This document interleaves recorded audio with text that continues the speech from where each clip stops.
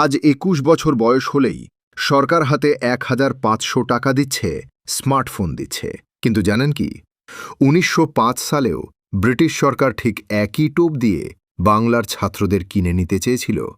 ১৯০৫ সাল বঙ্গভঙ্গের প্রতিবাদে বাংলার ছাত্ররা রাস্তায় নেমেছে। ভয় পেয়ে ব্রিটিশরা জারি করল কুখ্যাত কার্লাইল সার্কুলার।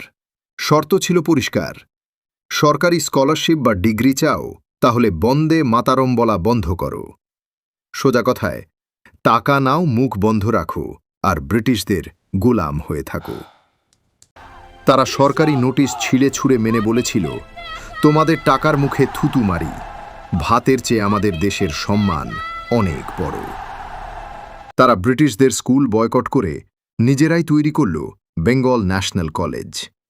আর প্রিন্সিপাল হলেন স্বয়ং ঋষি অরবিন্দ, যিনি শুধু এই ছাত্রদের মানুষ করবেন বলে বর্দার বিশাল মাইনের রাজকীয় চাকরিতে লাথি মেরেছিলেন। সেদিনের ২১ বছরের যুবকরা দেশের জন্য ডিগ্রির মায়া ত্যাগ করেছিল। আর আজ আমরা ১,৫০০ টাকার জন্য লাইন দিচ্ছি। আপনার কি মনে হয়, এই ১,৫০০ টাকা দিয়ে সরকার কি বাঙালির মেরুদণ্ড কিনছে? আপনার সৎ মতামত কমেন্টে জানান। সাবস্ক্রাইব করুন, বেল আইকন ক্লিক করুন। ধন্যবাদ।